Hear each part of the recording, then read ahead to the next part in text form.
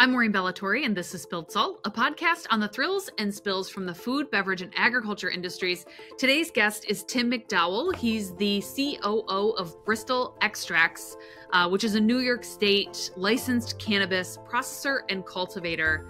Our discussion today is about what brought Tim to enter the New York State cannabis market and some of what he's gone through as that industry has grown and developed over the last handful of years, and a little bit about what it takes to run a cannabis business too.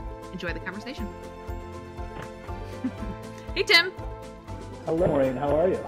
Good. It's great to see you. Yeah, it's good to see you as always. Thanks for joining. I'm going to jump right into our content because half an hour-ish isn't really long enough to cover all of the many aspects of cannabis, so we're just going to scratch the surface on a few things. But I'd love for you to start by, I know you as a cannabis guy, I'd love for you to start talking a little bit about your background in cannabis and why you relocated to New York. Yeah, it's I could take the whole half hour, I guess, in this answer, but so in 2009, I was living in Boulder, Colorado. I actually lived there for 22 years in the Denver, Boulder area. I met a group who was entering into the cannabis industry then because there was the Department of Justice Ogden memo that was passed, and it kind of opened, popped the lid off of cannabis. It's really what was the catalyst of starting all this. And so Colorado is similar to where New York was a year ago, where there were a lot of what we call sticker shops here in New York, but gray market sales. And so January 2010, we started selling products, drinks really.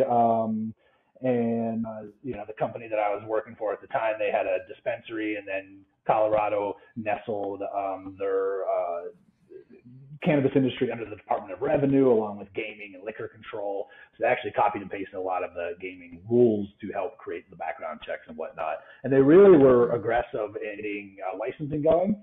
And so I think it was summer of 2010, House Bill 1284 passed in Colorado, and started licensing businesses. And that's when you started getting, background checks. You'd have a badge. And so, it was medical marijuana, and there were stores. We were what referred to as a MIP, manufactured infused products. So making edibles, various form factors. And so that was early on. I mean, that's 14 some years ago. And so we grew that. So before you move on to like how that continued, what made you want to go into that? Like, what were you doing before, and what made you want to follow that? Good. That's a great question. So my passions were skiing, snowboarding. And so, but I had gone to culinary school. I was a chef. I worked in restaurants to afford the lifestyle that would get me on the snow as much as possible. My last chef gig was in Tahoe, and I was, I ran a catering company and a bistro on the lake, and then we had a little shack up at one of the ski resorts. And as classic chef things go, that just killed me, burned me out. I was 27 or 28, but I had worked in kitchens since I was 14.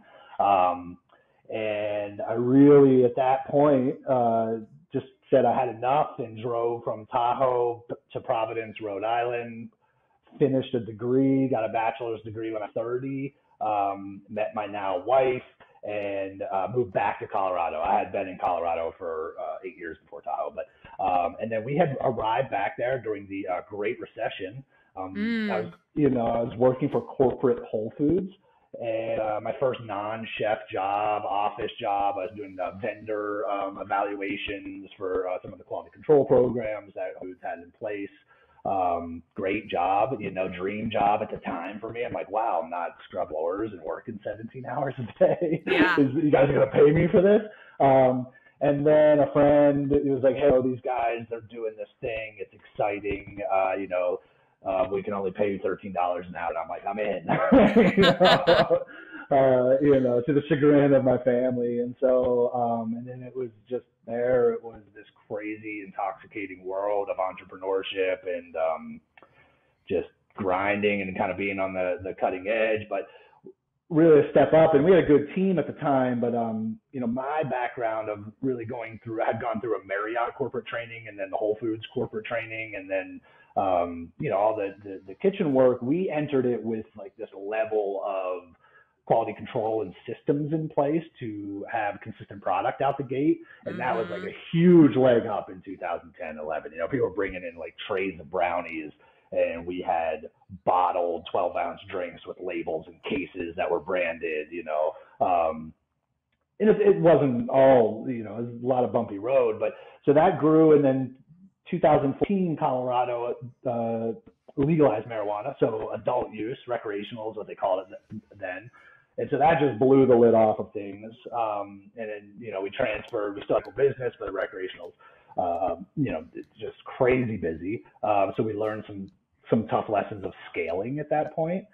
During that same time, we started a consulting company because all these other states, the momentum had started then. Really 2014, 15, 16, 17, all these states are doing certain medical marijuana licensing programs, competitive licensing.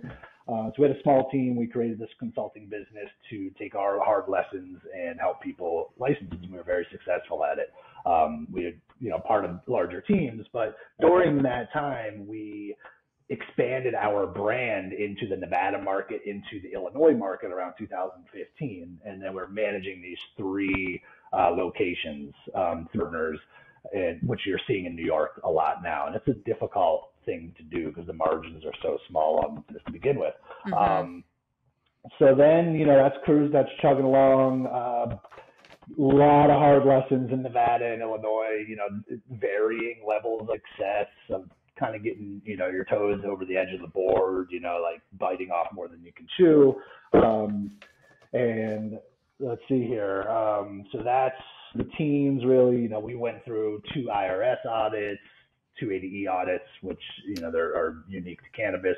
That's a drug trafficking audit, because we can only write off cost of goods sold. So there's you can't write off anything other than the direct cost of goods sold. And so those are expensive. Right. So everything is accounted for all the way through, and there's nothing that could go missing, right? Yes. And, we, as a business, this is probably a whole other podcast, but like, there's no management, isn't labor, marketing isn't any, your lawyers, your accountants, you can't write anything of that off. There's more that I probably don't even know that our accountants know. So a decade ago, getting that audit was an expensive crash course in accounting. So anyway, we've been to, DEA engagements, like a lot of crazy stuff through the teens, Then 2020 hits, COVID hits, the marijuana sales in Colorado, still in Colorado at this point, in Denver, they, deemed an essential business. People are getting PPP, free money. Cannabis sales skyrocket, right?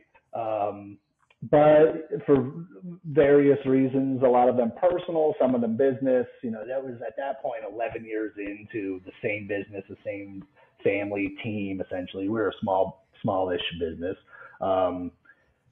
I just pulled the plug, similar to what I did when I was living in Tahoe. It's like, I need to switch it up. I had a kid, it's 3, COVID's happening. We're as busy as we've ever been during all this madness. And I exited both businesses, and it was in hindsight, like the timing was excellent, which we can get into why that is later on in this. But at the time, it was like a very hard decision. People were really like, what are you doing? You're leaving at the peak of this. And I think,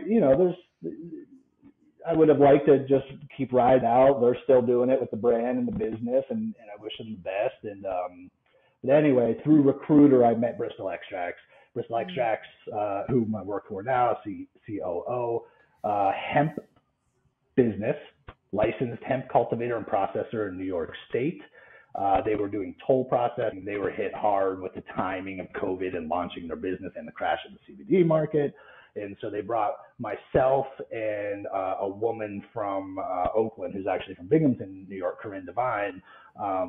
They brought us on at the same time to help them develop end products, consumer packaged goods, such as tinctures, lotions, and powders and whatnot for hemp CBD.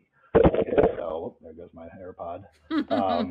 Nice catch. And yeah, thanks. And then so now we're at 2021, and so there I am in New York, and so put my family on a plane. I'd never been here. I had been here for about 20 hours to see the place and fly back, and we haven't really looked back. And so then 2022 we started growing cannabis, adult use cannabis, got the conditional licensing for processing and cultivation. And then March 3rd of 2023, we launched 3 brands into 2 stores in Manhattan, adult use cannabis. And now we have those 3 brands in 9 of the 11 or 12 stores that are in New York. That's great. Yeah. And, kudos to your wife who courageously, dropped everything and your son and followed you here sight unseen. And I mean, it was a real risk leap, right? I mean, I think one of the things that I find in talking to anyone with an entrepreneurial mind is you kind of have to see the future a little bit. Like you saw down the runway, right? That these are the things that are happening, as did Bristol Extracts, to bring you and Corinne on to fill these crucial roles that they knew they were going to need for the success of the company. Yeah. I mean, at the time, as I remember it, and hindsight's 2020, that I had two major factors that I was making these decisions on, because I had a couple offers. One, my family, I grew up in central Pennsylvania. I'm now 3 hours north of my family. I moved to Boulder. I turned 18. I was gone. I went to Paradise. I went to Boulder, Colorado. And so as my parents get older, as my kid gets older, I was like, I want to be closer to family. My wife is from her family's in Pittsburgh. Who would have ever thought we'd leave Colorado to come back east? Never, ever would have thought that. And then wanted to leverage my cannabis experience into new markets. I was a little maybe less valuable on the West Coast, California, Oregon, Washington, all these places that we would have loved to have lived. Almost went to Missouri, almost went to Michigan, and coming to a hemp company in New York State, which my people in my network in Colorado cannabis were like, what are you doing? You're moving to Rochester hemp, you're in Denver cannabis, and that's not, there's still, some of them, they're still thriving in that world. I mean, Colorado's taken a huge hit in the last 12 months in that industry, as cannabis in general has. But moving here and just being kind of back boots on the ground, is very exciting, and just being involved in policy and legislative affairs and helping stores open. And I mean, I'm getting to be an old guy around, in this, it's like find myself in rooms where I'm like, oh shit, I'm the oldest guy. Really? When did that happen? But cannabis is it's a young industry, which is, it's exciting. So yeah. So yeah, and and Eric, who's the founder and CEO of Bristol, to your point, was looking ahead, saying, look, if we're going to do this, we need to completely pivot and move away from a wholesale toll processing to retail, to wholesaling to retail. So, right. Yeah. Yep. So you mentioned regulations, which of course is a huge moving target. And so trying to keep up with the changing regulations in New York is like trying to jump onto a moving freight train, like while you're trying to build the train at the same time. So is that common, based on your experience in other states, what the legalization of adult use cannabis has been like in the state of New York? So that's a great question. I mean, and there's a lot of angle to answer that. I'll answer from my perspective. And so, right before I got on this Zoom, right now there's the first town hall happening, virtual town hall between licensed cultivators and the Office of Cannabis Management in New York. And it is like a very tense. It's being done very well through CANI, the Cannabis Association of New York, but there is a lot going on in New York regulations right now because the market is stalled and it's affecting everybody. And anyway, so my perspective, being in Colorado, was unique in that it was first. Right now, California had done its thing, but it wasn't at a state level. It was all local, and you could have one county and the next county over. So Colorado and Seattle and Washington and Seattle had done it around the time, but Colorado was very aggressive in setting up a state agency. And so but it was the first. And so that was unique. And then through the consulting company, we were coming into groups that were funding everything, and we were coming in as the consultants. And so that is, that's a good place to be. At some point you're talking to groups, in Ohio or Maryland, and it's like, this is your life savings. And, after us working in 7 states, like, our free advice is don't do this, So it's a unique perspective coming in there. I think states have learned over the last decade plus of how to, you would think. Now, a whole other podcast on how New York is doing this. New York is unique. As all the states are, there are lessons and that I have learned that are helping us kind of navigate it. One being that this is a marathon, and our business strategy for the next 12 to 24 months is not that's all it's for. We may be a completely different business beyond that, because the market it's be 2 years before the New York market is really churning to like what it is. And will something federally happen in that time? I don't think so. We've been saying it for 10 years. But the fact that New York decriminalized cannabis without any infrastructure for, I don't know, is it 2 years to get licenses out to create tax dollars, right? So big proponent, no one should ever be locked up for cannabis. So yeah, the faster you can legalize it and stop arresting people, do it today, do it tomorrow. If you are going to try to set up a system to collect taxes and license and a new state agency, doing it after that cat has been out of the bag is a monumental challenge. And so we're in this mix now where, we have a 20,000 square foot facility, we have 30 acres of land, we have a staff, we have a security company, we have a lot of overhead, and the state is not opening a market that we can sell to. 12 stores, 8 clients, they're great clients, there's great sell-through, but that's only so many shelves.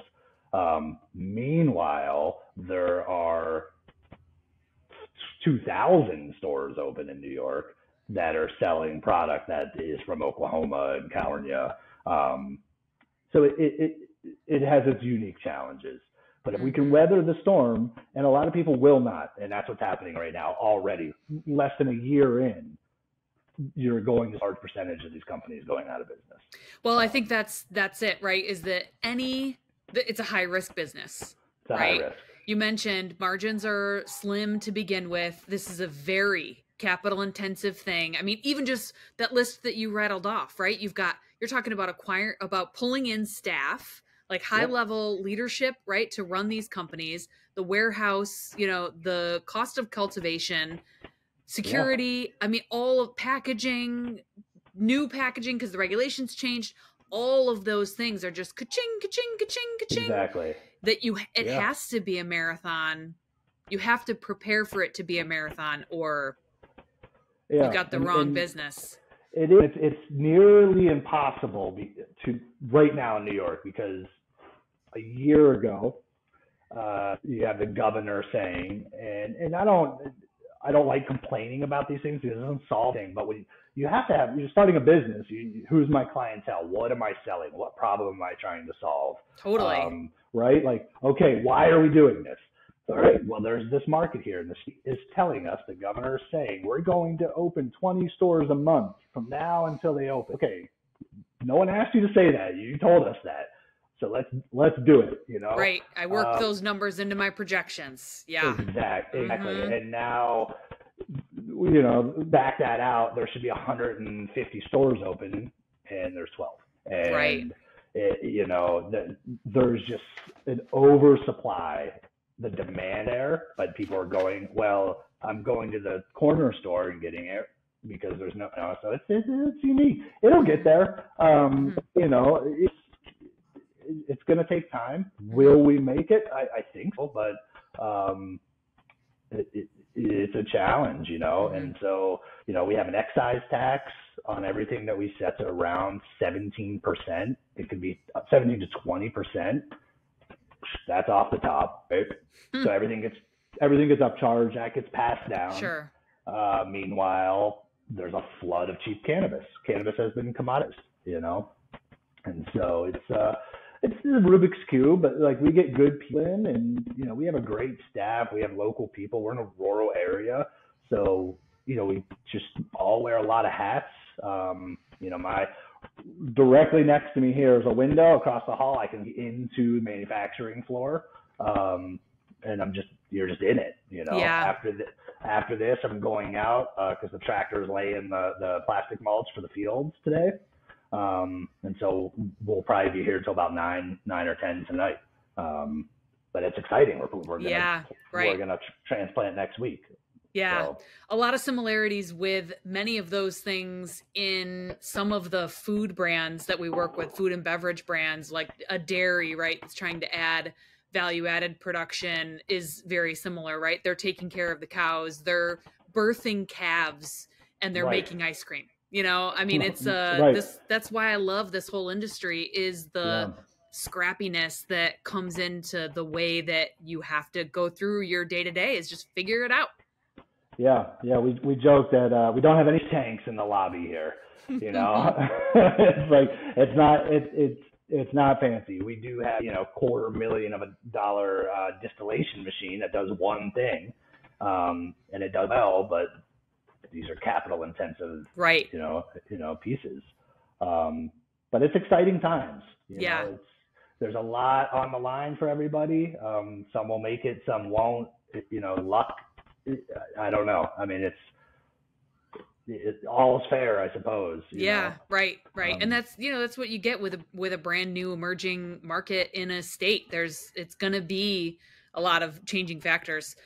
So let's talk let's shift a bit to the economy and kind of New York State in general. I'm a big fan of economic development, and I think the legalization of cannabis in the state of New York is certainly going to have a big impact on the economy as a whole, jobs, agriculture. What are your thoughts about those things? It will. We thought we were going to be ahead of it. We need people, even with the 11 stores. I would love to bring on a couple more people right now to scale. It's tough to scale in this environment, right? So it's either, hey, the state just said that they're going to cut all these hoops out of the way, and now there are 150 stores, say July 1st, and we're going, oh, damn. Exactly, right. Supply chain, it takes time to make it, sell it, transport it. And so, it's setting up our systems, one of the fall down to your systems. You can set goals to raise up to, but if you have to have your systems in place so that when you take those hits, you're only falling a step. And it's like, okay, we're back down to our system. Now we can step back up. And so, my experience in Colorado Colorado took a big hit, right? But their record sales were in 2021. They did $2.2 billion in cannabis sales, right? Mm-hmm. That's a population of 5.5 million people. Of course, they get tourism, but if you run these numbers, I wrote some of these down. Like if you run those, 2.2 billion in sales, 2021, and 305 million of that was collected by the state in taxes, right? That's pretty amazing. You could see the tangible results of the tax money over the last decade in Colorado. You could see sidewalks and rec centers built in small towns. It's amazing. Mm-hmm. There was like over 41,000 plant touching jobs created in Colorado. And then 3 times that in ancillary, right? So people who aren't touching, amazing. Right? It's amazing. When else does something have such a rolling impact on creating that many lasting jobs? Totally. At all levels? HVAC, like a friend of a friend who had a HVAC company in Colorado. The decade of building out warehouse grows for him was a complete life changer. And he's not dealing with any of the crazy cannabis that he is now because of what happened to the market. But it's amazing, right? We have on-site security. These guys are, we're in a rural area. Anyway, but in 2023, they're estimated to do 1.5 billion in sales. So that's a 2-year drop of $700 million drop. The jobs in Colorado have been cut by a third in less than 2 years. So there's a downturn happening in the cannabis industry as a whole, as it is commoditized and as it's kind of correcting post-COVID. And New York is launching directly into this. So that dries up a lot of VC and investment money because they're seeing the risks, they're seeing what has happened, and they're backing away from New York and saying, well, let's give this 2 to 5 years before we come back in. So, New York, if you do 3.5 times that, that's $7.7 billion a year in sales. There was, I don't know where the number came from, but there was something released last week saying that New York's already doing $15 billion in, illicit sales and cannabis sales. So let's call it 7 to 15. Great. That's 105,000 plant touching jobs or 315 ancillary, 400,000 new jobs. For places like where we are south of Rochester, I mean, the fact that we have, a dozen folks working here that all live in the Rochester, Naples area it's huge, Right. These are 40-hour-a-week jobs, and we're proud to have them. So it will make a big impact in upstate New York. The city is its own thing that I'm not even going to speak to because it's its own thing. There's not going to be grows in New York City. It just doesn't make sense. So the processing and the supply chain will be upstate. The retail behemoth will be in the city, but it will also be upstate. I mean, we're seeing big numbers in sales out of Albany and Binghamton. So it will be a game changer for these towns when we get there. It's not we all thought it would be like this summer, like summer of 2023 and start taking off, and then that's not the case. Yeah. So you keep mentioning this kind of the shift in the market, and of course, cannabis is still federally illegal. So originally I was going to ask, about how do you do business in such a sensitive landscape, but I'd love for you to add to that also kind of the unpredictability of the market that you keep referencing and kind of, again, running a business that is sensitive in many ways. Yeah. Can you speak to that? Yeah. So the federal side of it, it's real. The banking part of it it's a stress that's there. It hasn't been an issue really, like having a bank account, running cash to your bank account, paying your bills to your bank account. That's really not an issue at this point. Banks are allowed to do this federally with cannabis businesses. It's kind of a pain in the butt for them because they have to fill a STAR report for every transaction, a suspicious activity report for every transaction. There's no minimum. You can put $1 in. So it's more paperwork for them. Most banks are like, just tell me what you're doing but we cannot get institute loans. So we can't get just a normal business. We can show, hey, we're doing $5 million a year and we would like to expand the thing or something. And you just can't get basic stuff. You have to go to high risk, high interest private equity, which isn't even really there right now for cannabis. It's not there. It was there 3 years ago. But this downturn in what's happening in national cannabis in the U.S. it's a downturn. Prices are a fraction of what they were wholesale years ago, and it's a trap that some of these cultivators that I have met in New York thought that they were going to create generational wealth. Now there was a story kind of sold, hey, we're going to have 20 stores open, all this. That alone, they could still have the 150 stores open, but you're growing a crop. It's no longer this valued product of what it was. It's not illicit anymore. So you lose inherent value to it. Now there's craft cannabis and there's amazing products. People are artisan products that people are making out of it, and that has a lot of value. But as a whole, I mean, you're selling pounds of the best weed ever for $500-$600, where a couple years ago you were fetching $200 to 2,000+, 4,000, I don't even know, like across the gamut. It's a fraction of that. So you see these big warehouses out west in California, in Colorado, even in New Mexico, closing down. They built 200,000 square feet, very expensive to run, did their ROI on this $2,000 a pound. 2 years later, it's $500 a pound. It's costing them $500 a pound to grow it. They're shutting them down. Right.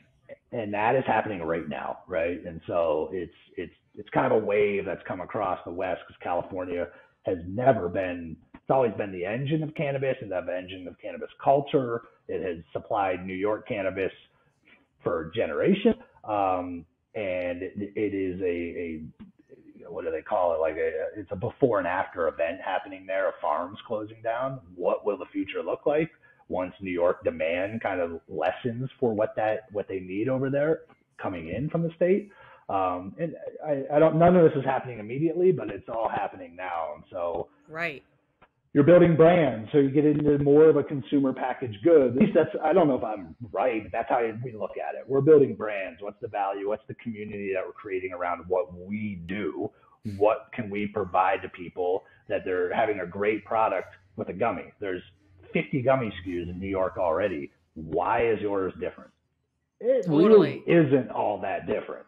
You know? Right. It's not. A lot of people make a lot of good gummies. We make a great gummy. I think we make the best gummy in New York, but there's a lot of other great gummies, great packaging. Yeah. So your relationships with your vendors, your vendors, how are you supporting them? How are you creating community? How are you giving back to the community? And these are all labor and capital intensive ways to build a brand, right? And and then also having to build it within one state and not being able to scale outside and create revenue. You're in this bubble, and so you have to acknowledge that. And there's the pie of cannabis sales, and you can get that data now. What's selling? What SKUs? What flavor of gummies really sell? Who's buying cannabis? There's a ton of data out there. It comes down to manufacturing and how lean can you manufacture. Yeah. That's one part of it. Yeah. Yeah. And you're lucky to have that data too, because there's some more established industries in New York too, that just have been around for so long that they really haven't been collecting data, like the wineries. You'd be amazed at how little information is out there in terms of what's being produced. So that's one nice thing about a new market that's emerging now. At least it does have sophistication, right? From that perspective, in terms of being aware of things like that. But you're absolutely right. It is going to come down to brand, and it's going to be very, very difficult. And you're right. Luck is going to play a role in some of that too, in terms of how you're able to gain traction, because a gummy is a gummy is a gummy. It Mostly. is, and we cut corners with our packaging. Our packaging is good. We did these, I don't have any here. We did just in Mylar bags. They don't present the best, like on, people are shopping from their phones. We're upgrading everything over the summer. It was the quickest, you can get those in 14 business. And so getting to the shelf was like, all right, what's the priority? Is it this nice, container? Sure. But we want the shelf space. And if we can cut for weeks off, let's grab the shelf space. Yeah. Those decisions, you don't know, right? And once again, 2020, in a year, we can go back and go, shit, we should have given it that for weeks and done the better one. Or, thankfully, right now, we're like, thankfully, we got to market and started creating relationships. And I think I know I'm over on time, but the unique thing that we did with Bristol was that we targeted very specific demographics, right? And so the one brand that we started is called Senior Moments, and it's a senior-focused cannabis brand. And the feedback on it has been incredible. And it's so, like, the culture and the community around it is such a different conversation than these other cannabis scents. Where it's kind of a voice that they're like, of people that are like, yes, like now someone's listening to us. Yeah, because they say this is for me. This was created with me in mind, and that's really what it's an excellent way and strategy to connect with your consumer in all things, especially CPG. This is for me. I read this, I see this, I smell this, I touch this, whatever it is. I know that this is made for me. And so to even just call it Senior Moments is going to help a new to the market consumer that is senior, right? Maybe it's going to push them into your product as opposed to somebody else's. And when you're building a new brand and what is going to continue to be highly competitive market, it's little wins like that are really going to help. And it's in cannabis in general, education is marketing. Marketing is education. And so there is a heavier lift of spend to get some of these older people or people who aren't using cannabis to come in. There is a segment of cannabis users that are buying every day, and they know what they want. They want this, it's a very specific, it's the most competitive. Since they are that wedge, there are 100 brands going after them, right? And it's a dogfight, and it's, and we have a brand that's in that. It's called Snobby Dankins. And it's, it's a fun brand, and the goal with that is to work directly with all farms, and they do small crop strain specific. We do concentrates, co-branded, limited drops. We haven't executed it on that yet. Hopefully if it opens up, it's exciting here. I'd love to, you should do a podcast down from the field in September when the plants are, that sounds great. And I'm sure there will be a lot changed in the industry by then. So it'd be great to do an update at that point of what does the landscape look like in September, how many more dispensaries opened, and what has changed in the landscape. So count on it. I'll put it on my calendar sometime in September. Thanks for your time, Tim. This was wildly fascinating. I think it's really, not that I didn't already know of the challenges in the industry as a whole, but it kind of really exposed some more things for me, especially about I always knew it was capital intensive, but to hear too about even just the way that you're able to run your books and how different that has to be, just exposed a whole new layer of challenges. So I appreciate you sharing all that. Yeah, of course. It's always great to talk to you. I always learn from you every time that we speak. And so I appreciate your time. Yeah, thanks for that. All right, well, stay tuned for version 2 of this one.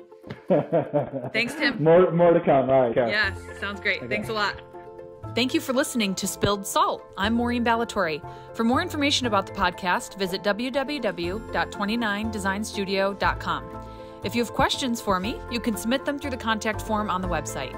Be sure to like and subscribe wherever you listen to podcasts so you never miss an episode.